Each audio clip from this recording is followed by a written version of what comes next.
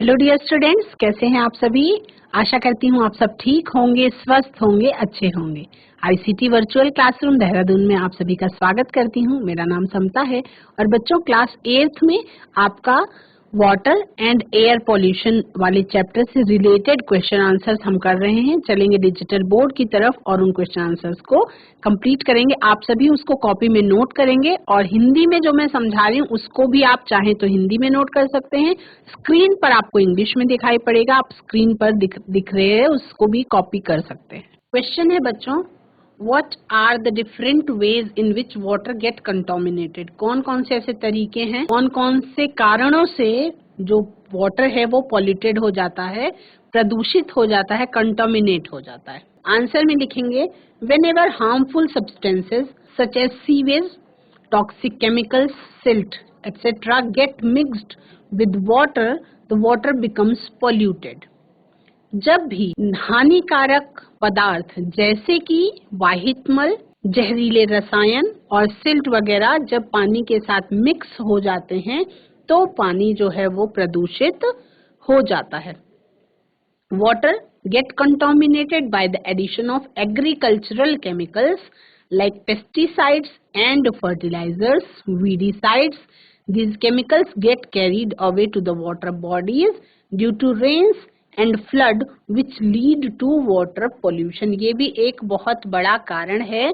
क्या पौधों में, फसलों में डाला जाने वाला उर्वरक, जो रासायनिक उर्वरक होता है, कीटनाशी होते हैं, जो खरपतवारनाशी होते हैं, वो खेतों में डाले जाते हैं और जब बारिश होती है तो बारिश के पानी के साथ वो वाटर बॉडीज में पहुंच जाते हैं या फ्लड के साथ वाटर बॉडीज में पहुंच जाते हैं और वाटर बॉडीज को वो पॉल्यूटेड कर देते हैं। ठीक है, उसके अलावा और क्या कारण है जिससे वाटर पोल्यूशन हो जाता है? इंडस्ट्रियल वेस्ट इसका एक बहुत बड़ा कारण है, जहाँ पे हार्मफुल केमिकल्स, हानिकारक रसायन जो हैं, हानिकारक रसायन, वेस्ट मटेरियल जो किसी भी इंडस्ट्री के द्वारा निकाला जाता है, उससे भी वाटर पोल्यूशन बढ़ जाता है। Sewage waste like waste material from kitchens. Sewage waste हम किसको कहते हैं?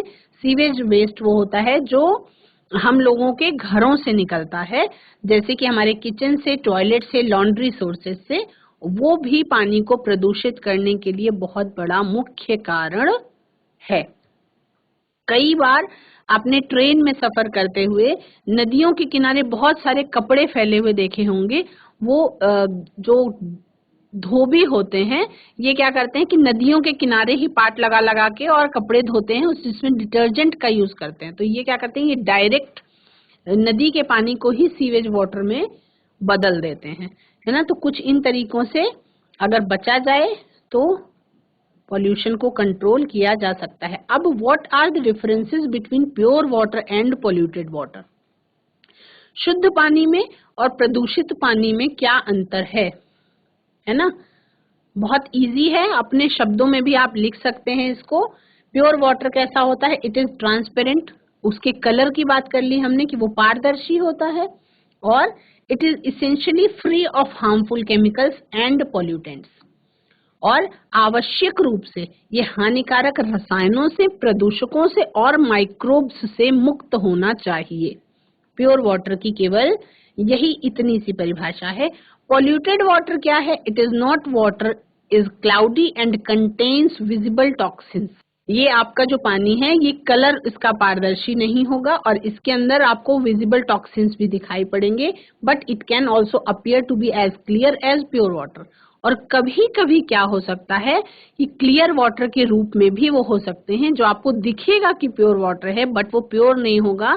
तब उसमें माइक्रोब्स जो हैं उनकी मात्रा, हो सकता है पैथोजेनिक, रोगजनक माइक्रोब्स की मात्रा बढ़ जाए।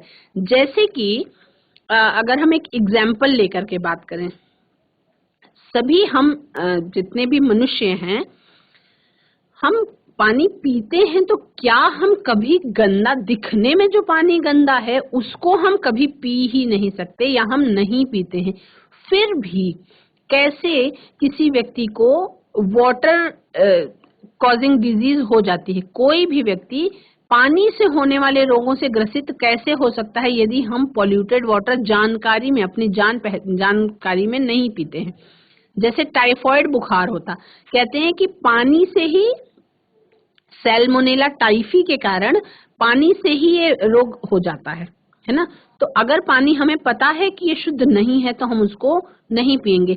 यानी कि वो पानी कैसा था, वो पानी क्लियर था, शुद्ध पानी की तरह, वो दिखने में आपका शुद्ध पानी की तरह था, लेकिन उसमें क्या थे, माइक्रोब्स थे जिन्होंने व्यक्ति को बीमार कर दिया। तो पॉल्यूटेड वाटर वैसा भी हो सकता है जो दिखने में शुद्ध पानी की तरह होगा, लेकिन उसके अंदर माइक्रोब्स प्रेजेंट होंगे और वो भी रोग कारक माइक्रोब्स प्रेजेंट होंगे, जिससे व्यक्ति बीमार हो सकता है।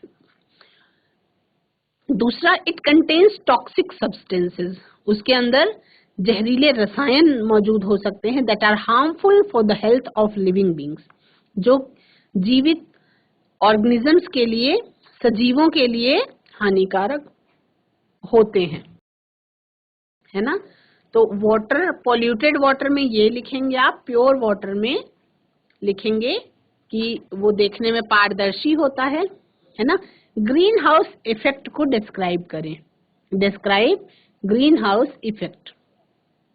आंसर में लिखेंगे the green house effect is the process which leads to increase in average earth temperature.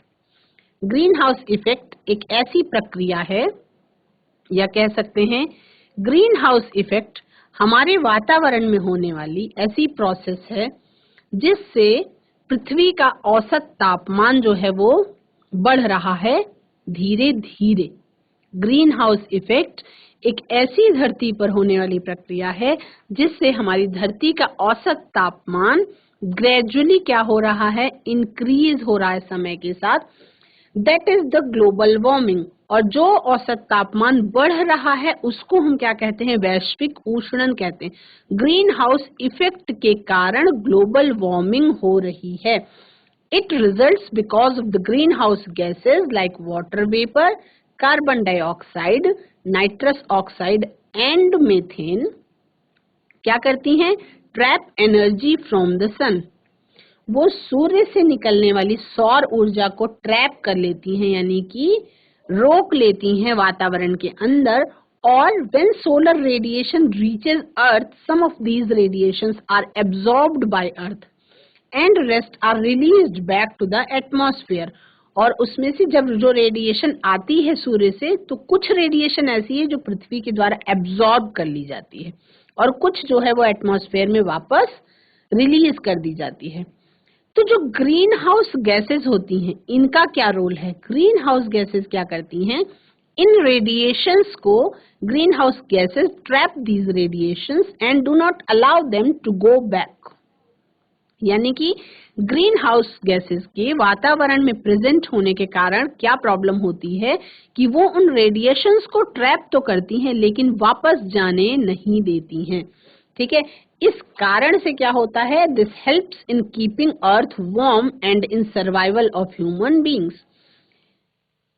इससे क्या होता है कि पृथ्वी जो है वो उसकी गर्माहट बढ़ती जा रही है, वो गर्म होती जा रही है, and in survival of human being, और ह्यूमन बींग के सर्वाइवल में भी ये आगे बढ़ाते। क्यों, धीरे धीरे तापमान, औसत तापमान पृथ्वी का बढ़ रहा है, कारण क्या है, ग्रीन हाउस गैसेस का वातावरण में बढ़ना। However, an increase in amount of greenhouse gases can lead to excessive increase in Earth's temperature। थोड़ी मात्रा में ग्रीन हाउस गैसेस अगर हैं वातावरण में तो अच्छी बात है, उससे पृथ्वी का तापमान बना रहेगा जिससे जीवन चलता रहेगा। लेकिन अगर किसी भी चीज की कहते हैं कि किसी भी चीज की ज्यादा अधिकता हमेशा ही नुकसानदायक होती है, तो वही केस इसमें भी लागू होता है।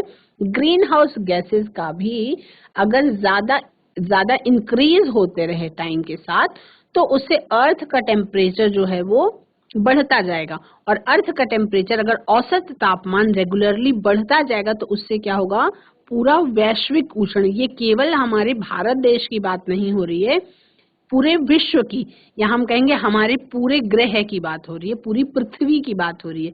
पूरी पृथ्वी की ग्लोबल वार्मिंग जो है बढ़ रही है, और इसीलिए हम उसको, यानी कि हमारा जो ग्लोब है उसका तापमान बढ़ रहा है। सब सब शब्दों को समझेंगे और उसके बाद अपने शब्दों में आंसर को आप लिखेंगे। हमारे ग्लोब का तापमान बढ़ रहा है, ग्लोब का औसत टेम्परेचर बढ़ रहा है, यानी कि पूरे विश्व का औसत तापमान बढ़ रहा है, और इस इफेक्ट को हम क्या कहते हैं? ग्रीन हाउस इफेक्ट कहते हैं, है ना, जहां पे पृथ्वी का औसत तापमान जो है वो बढ़ रहा है समय के साथ। Explain global warming. बच्चे हमेशा इन दोनों कॉन्सेप्ट्स में कंफ्यूज करते हैं। ध्यान से पढ़ेंगे तो कंफ्यूजन नहीं होगी, और अगर एग्जाम के एक दिन पहले आप इसको रटने की कोशिश करेंगे तो हमेशा ही कंफ्यूज होंगे। हो सकता है कि ग्रीन हाउस इफेक्ट जब पूछा जाए उसमें आप ग्लोबल वार्मिंग लिख के आए, और अगर ग्लोबल वार्मिंग पूछा जा रहा है तो उसमें आप ग्रीन हाउस इफेक्ट लिख के आ जाएं, क्योंकि सुनने में सिमिलर साउंड वो करता है। ध्यान से सुनेंगे तो आपको समझ में आएगा। अगर डिस्क्राइब करने को बोल रहा है ग्रीन हाउस इफेक्ट को, तो आप क्या डिस्क्राइब करेंगे? Green house effect is the process which leads to increase in average earth temperature. Green house effect क्या है? ग्रीन हाउस गैसों की अधिकता के कारण पृथ्वी के औसत तापमान में हो रही वृद्धि को हम पौधा घर प्रभाव या ग्रीन हाउस इफेक्ट कहते हैं, है ना। दैट इज वैश्विक उष्णन, और वो क्या है? आपका ग्लोबल वार्मिंग है। तो अगर हम ग्लोबल वार्मिंग को एक्सप्लेन करें तो हम क्या लिखेंगे? Green house effect is the process which leads to increase in average earth temperature, full stop, that is the global warming. Again full stop, it results because of the greenhouse gases like water vapor, carbon dioxide, nitrous oxide and methane trap energy from the sun. When solar radiation reaches earth, some of these radiations are absorbed by earth and rest are released back to the atmosphere. ये हमने पिछले green house effect वाले question में भी यही answer देखा। कुछ एक लाइन है जो एक्स्ट्रा इसमें ऐड होगी। क्या? Green house gases trap these radiations and do not allow them to go back. This helps in keeping earth warm and in survival of human beings. और इसी कारण से उसको सीधे शब्दों में एक लाइन में समझेंगे। ग्रीन हाउस गैसेस का अमाउंट हमारे वातावरण में बढ़ रहा है और एक्सेसिव इंक्रीज होने के कारण अर्थ का टेम्परेचर भी बढ़ रहा है, जिसके कारण ग्लोबल वार्मिंग हो रही है। ठीक है, नेक्स्ट क्वेश्चंस देखेंगे बच्चों। Describe the threat to the beauty of Taj Mahal. आपका ताजमहल की सुंदरता पे जो थ्रेट आ रहा है, जो खतरा आ रहा है, उसके बारे में डिस्क्राइब करने को बोला गया है। आंसर में लिखेंगे the major threat the beauty of Taj Mahal is the acid rain. Taj Mahal की ब्यूटी के लिए जो मुख्य खतरा है वो क्या है? ताजमहल की खूबसूरती के लिए जो मुख्य खतरा है वो क्या है? अम्लीय वर्षा, एसिड रेन। कैसे खतरा है? When acid rain falls on the monument that is made up of marble, they react with marble to form a powder-like substance that gets washed away by the rain. This phenomenon is known as marble cancer. Taj Mahal की, इसको हिंदी में बता रही हूँ मैं आपको, English में बता दिया, अब हिंदी में बता रही हूँ। ताजमहल की खूबसूरती के लिए मुख्य खतरा अम्लीय वर्षा है। ठीक है, पूर्ण विराम लगा देंगे, आगे लिखेंगे जब अम्लीय वर्षा स्मारक पे, ताजमहल क्या है? एक प्रकार का, ताजमहल जो है वो मॉन्यूमेंट है, यानी कि स्मारक है, उसको हम कह सकते हैं, आप कह सकते हैं कि ताजमहल जो है वो मकबरा है ना। ताजमहल शाहजहां ने अपनी पत्नी की डेथ के बाद, मरने के बाद उसके मकबरे को इतना खूबसूरत बनाया था, तो वो क्या है? उसको मॉन्यूमेंट की वो दी गई है, मतलब वो संरक्षित इमारतों में से एक है और 7 वंडर्स ऑफ द वर्ल्ड में से भी एक है। तो जब उस पे एसिड रेन्स यानी अम्लीय वर्षा गिरती है तब क्या होता है? That is made up of marble. वो किस चीज का बना हुआ है? सफेद संगमरमर के पत्थरों से बना हुआ है। तो वो मार्बल के साथ रिएक्ट करती है क्या? अम्लीय वर्षा। ठीक है। अब उसमें पानी की बूंदों के साथ साथ सल्फ्यूरिक एसिड भी प्रेजेंट है, क्योंकि अम्लीय वर्षा में अम्ल जो है पानी की बूंदों के साथ मिक्स हो जाते हैं और पानी को क्या बना देते हैं, एसिडिक, अम्लीय बना देते हैं। तो that is made up of marble, they react with marble to form a powder like substance, है ना, और वो मार्बल के साथ रिएक्ट करके एक पाउडर लाइक सब्सटेंस बनाती है that gets washed away by the rain, और वो समय के साथ झड़ जाती है, मतलब क्या कहते हैं, वो धीरे धीरे धीरे धीरे उसकी चमक जो है वो कम हो रही है। This phenomenon is known as marble cancer. और इसको अगर आप अपने घर में महसूस करना चाहते हैं कि किस तरह से ये प्रोसेस हो रही होगी, तो कुछ बच्चे जिनके घरों में मार्बल वाले पत्थर लगे हुए हैं, है ना, वॉशरूम में देखा होगा आपने कि मार्बल पत्थरों पे अगर एसिड का यूज किया जाए, है ना, मैं करने की सलाह नहीं दूंगी, लेकिन पुराने जमाने में लोग क्या करते थे कि एसिड से क्लीनिंग किया करते थे मार्बल की। तो होता क्या है कि आप टाइम के साथ अगर एसिड से क्लीनिंग करते हैं तो वो एरिया जहां पे आप एसिड डाल रहे हैं वो उस तुरंत के लिए आपको लगता है कि क्लीन हो गया, लेकिन टाइम के साथ वो बहुत ज्यादा डर्टी होता जाता है और डिसकलर होता जाता है, यानी कि सफेद रंग का संगमरमर जो है वो पीला पड़ने लगता है। तो इस प्रक्रिया को जब संगमरमर जो है उसकी उम्र कम हो रही हो, संगमरमर का क्षरण हो रहा हो, उसका नुकसान हो रहा हो, उसकी चिकनाई पे खुरदुरापन हल्का हल्का आ रहा हो, तो उस प्रक्रिया को आप संगमरमर का कैंसर के नाम से जानते हैं, है ना। तो ये आपका 2 नंबर के क्वेश्चन में आ सकता है। इस तरीके के क्वेश्चन पूछे जा सकते हैं जब आपको कंटेंट अगर पता हो, आपको बात पता हो, तो आप उसको वाक्यों में पिरो करके अच्छी तरह से अपनी भाषा में लिख सकते हैं और इससे आपके मार्क्स जो है कटते नहीं है, हमेशा ही बढ़ेंगे। Explain some of the air pollutants, कुछ वायु प्रदूषकों के बारे में बताने को कह रहे हैं। तो आंसर में लिखेंगे water pollutants refer to contaminants that enter a water way from a single identifiable source such as a pipe or ditch. Examples of sources in this category includes discharges from the sewage treatment plant, a factory or city storm drain that altogether makes water unfit for drinking of human beings. Explain some of the water pollutants यहाँ पे लिखेंगे। Question में ये air pollutants गलती से लिख गया है, यहाँ पे आप वाटर पॉल्यूटेंट्स लिख लेंगे। Explain some of the water pollutants. Note करेंगे बच्चों, water, explain some of the water pollutants, तो वाटर पॉल्यूटेंट्स जो है उसके बारे में लिख लेंगे आप। नेक्स्ट क्वेश्चन है कि differentiate between deforestation and one महोत्सव। तो जिस बच्चे ने वन महोत्सव के बारे में पढ़ा होगा वो बच्चा इस क्वेश्चन का आंसर इजीली कर लेगा। Deforestation refers to the removal of forest or stands of trees. But deforestation क्या है? जंगलों की कटाई के बारे में बात हो रही है, लेकिन वन महोत्सव क्या है? पेड़ों को लगाने की बात हो रही है। वन महोत्सव is an annual pan India tree planting festival. One महोत्सव क्या है?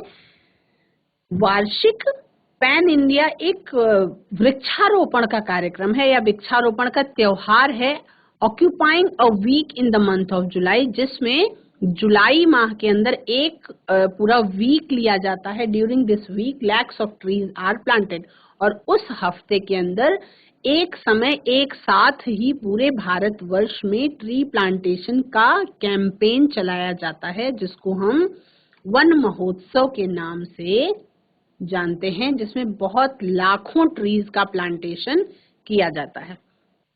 What are the respiratory disorders caused by air pollution? वायु प्रदूषण के कारण कौन कौन सी श्वसन संबंधी प्रॉब्लम्स होती हैं? तो आंसर में लिखेंगे एस्थमा। एस्थमा के बारे में भी थोड़ा सा लिख देंगे। Asthma is a disorder that causes the airways of the lungs to swell and narrow, leading to wheezing, shortness of breath, chest tightness and coughing.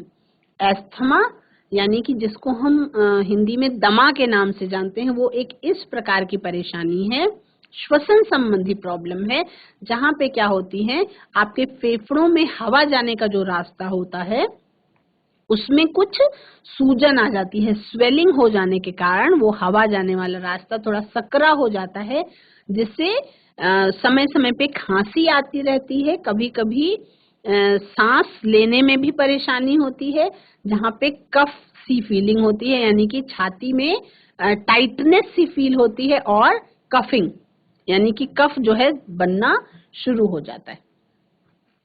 Chronic obstructive pulmonary disease, ये एक डिजीज का नाम है जो आपका लंग डिजीज है। इसमें क्या होता है, मतलब डिजीज जो है वो थोड़ा सा क्रोनिक हो जाती है जब सांस लेने में ज्यादा दिक्कत होने लगती है। Chronic obstructive pulmonary disease, also known as chronic obstructive lung disease, is a progressive disease। अब इसके रोगियों की संख्या बहुत तेजी से बढ़ रही है, जिसमें क्या होता है, सांस लेने में बहुत ज्यादा मुश्किल होती है। ठीक है।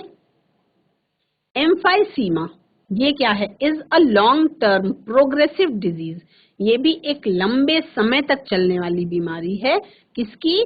फेफड़ों की बीमारी। That primarily causes shortness of breath, जिसमें शुरुआती दौर में प्राथमिक तौर पे क्या होता है, ब्रीथलेसनेस होती है। ब्रेथलेसनेस का मतलब सांस लेने में मुश्किल होने लगती है, या ब्रीथ जो सांसें हैं वो छोटी छोटी चलने लगती हैं, यानी कि इस टाइप की सांस चलेगी जल्दी जल्दी, मतलब आप नॉर्मल सांस नहीं ले सकते। सांसों की जो लंबाई है, सांसों की जो लंबाई है वो घट जाती है, यानी कि लंबी सांसें आप नहीं ले पाते हैं।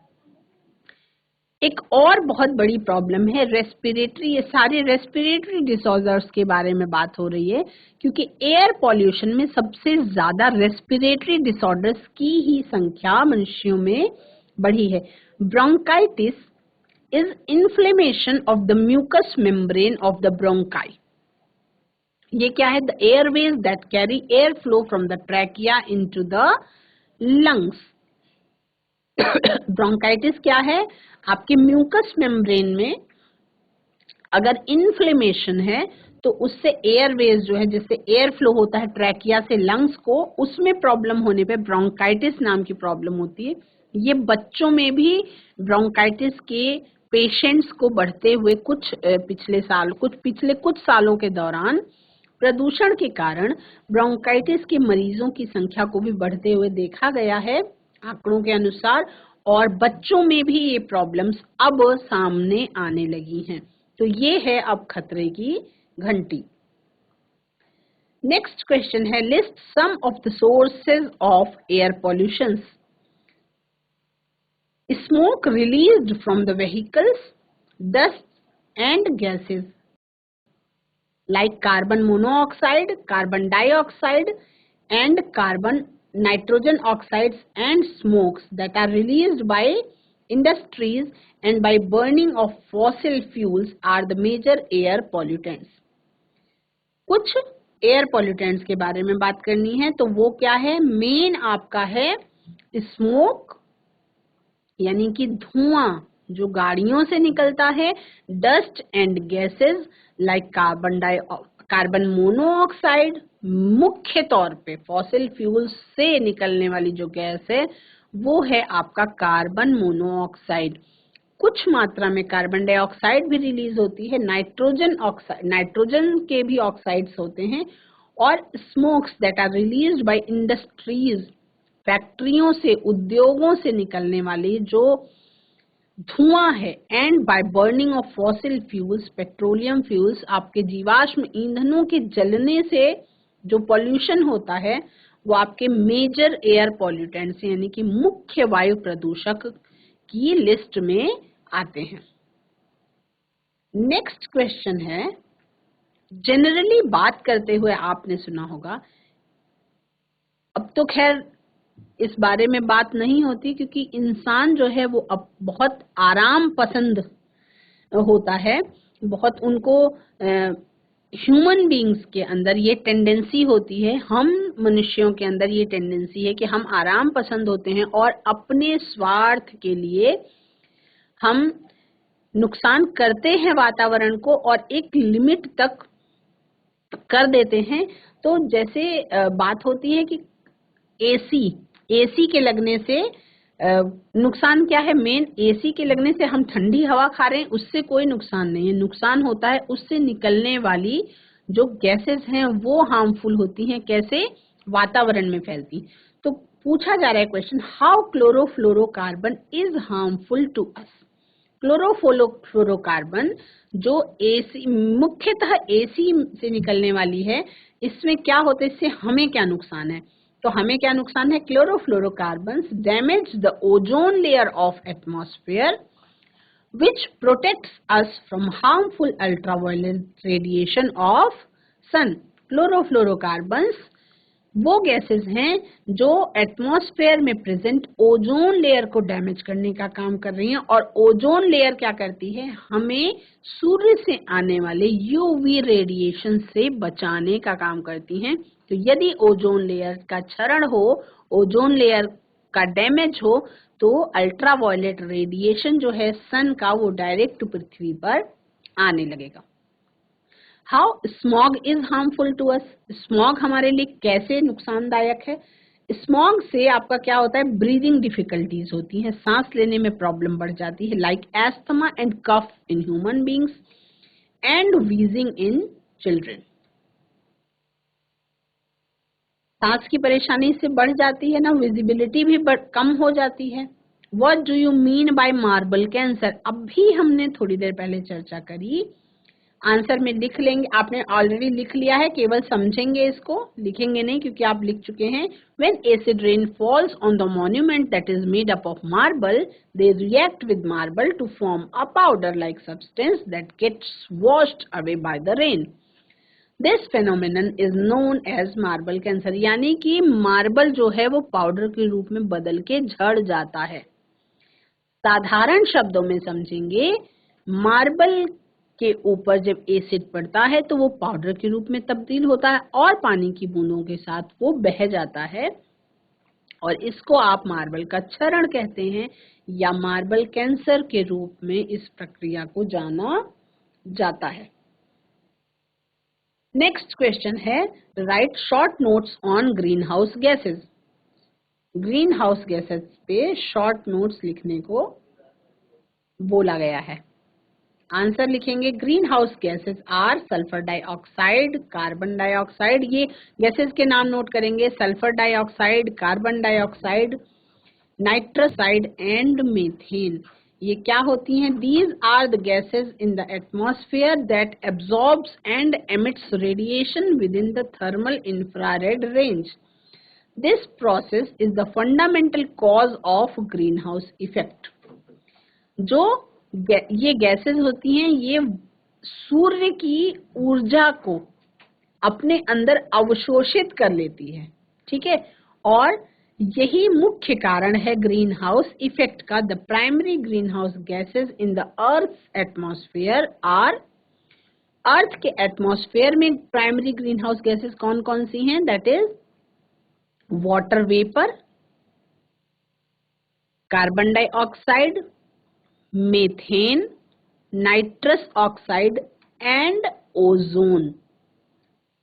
Atmospheric concentrations of greenhouse gases are determined by the balance between sources and sinks.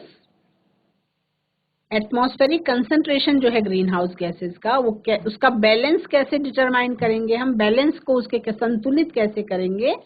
emissions of the gas from human activities and natural systems, human activities के द्वारा और प्राकृतिक तंत्र के द्वारा कुछ इन गैसेस का हम क्या करते हैं, उत्पादन करते हैं। और एंड सिंक्स, और क्या होता है, the removal of the gas from the atmosphere by conversion to a different chemical compound, और रिमूवल भी गैस का हम करते हैं। तो जब एनर्जी ट्रैप हो जाती है और वो वापस नहीं जा पाती, तब उससे ग्रीन हाउस गैसेस के कारण ग्रीन हाउस इफेक्ट पैदा होता है और जिससे ग्लोबल वार्मिंग होती है। ठीक है, गंगा एक्शन प्लान के बारे में पूरा अगर क्वेश्चन आ जाए तो आप कैसे लिख सकते हैं? गंगा एक्शन प्लान को एक्सप्लेन करने के बारे में अगर पूछा जाए तो ये आपने छोटे छोटे क्वेश्चंस में लिखा है। आपका लॉन्ग आंसर में अगर पूछा जाए तो आप लिखेंगे the Ganga action plan was launched by Shri Rajiv Gandhi, former Prime Minister of India, then Prime Minister of India on 14th January। Important क्या है? गंगा एक्शन प्लान को लॉन्च किया गया था राजीव गांधी के द्वारा, जो आपके फॉर्मर प्राइम मिनिस्टर थे इंडिया के, अब नहीं है, 14 जनवरी 1985 को। ठीक है, उसका मेन ऑब्जेक्टिव क्या था? मेन मुख्य उद्देश्य उसका क्या था? With the main objective of pollution abatement to improve the water quality by interception, diversion and treatment of domestic sewage and present toxic and industrial chemical wastes from identified grossly polluting units entering into the river। In lines को समझेंगे। Ganga action plan को launch किया गया था किसके द्वारा? श्री राजीव गांधी के द्वारा, जो हमारे देश के पूर्व प्रधानमंत्री थे, भूतपूर्व प्रधानमंत्री थे। कब किया गया था? 14 जनवरी सन 1985 में ये लॉन्च किया गया था, जिसका मुख्य उद्देश्य क्या था? पोल्यूशन को हटाना या कम करना, जिससे पानी का जो प्रदूषण का स्तर है उसको कम किया जा सके। तरीके क्या क्या अपनाए जाएंगे? उसमें पानी का डाइवर्जन किया जाएगा, ट्रीटमेंट किया जाएगा डोमेस्टिक सीवेज का, सीवेज ट्रीटमेंट प्लांट्स लगा करके, और उसके अंदर जो जहरीले पदार्थ हैं उनको कम करने की कोशिश की जाएगी। और जो भी इंडस्ट्रियल केमिकल वेस्ट हैं, यानी उद्योगों से निकलने वाले रासायनिक पदार्थ जो कि टॉक्सिक हैं, उनको पानी में, पानी की यूनिट्स में, रिवर्स में डालने से पहले ट्रीट किया जाएगा। और उसके अलावा और क्या क्या ऑब्जेक्टिव्स थे इस गंगा एक्शन प्लान के, वो आपके निम्नलिखित हैं। Control of non point pollution from agricultural run off, human defecation, cattle wallowing and throwing of unburned and half burned bodies into the river. किसी भी तरह से ऐसा पॉल्यूशन को कंट्रोल किया जाए जहां पे आप पॉइंट आउट नहीं कर सकते कि ये इस जगह से आ रहा है, और ये हम लोगों की यानी मनुष्यों की सीधी सीधी गलती। एग्रीकल्चरल रन ऑफ, इसको कंट्रोल करना मुश्किल, जैसे कि उर्वरकों का यूज किया जा रहा है और वो पानी, बारिश हो रही है और उसके थ्रू वाटर बॉडीज में पहुंच जा रहा है। ठीक है, मवेशियों के पानी में घुस जाने के कारण, जो गंदगी, वेलोइंग के कारण, थ्रोइंग ऑफ अनबर्न्ड, अध जला हुआ शव है ना, बॉडीज जो हैं, मतलब पूरे तरीके से जला हुआ नहीं, अध जला हुआ या बिना जला हुआ, है ना। जो चीर घर होते हैं, कई बार क्या होता है कि चीर घर में लाशों का पोस्टमार्टम होता है ना, तो वो अधिकतर वो लाशें जो लावारिस हैं, बाद में ये ऑर्डर आया कि उनको जलाया जाएगा, अदरवाइज क्या होता था कि उन लावारिस लाशों को नदी में फेंक दिया जाता था।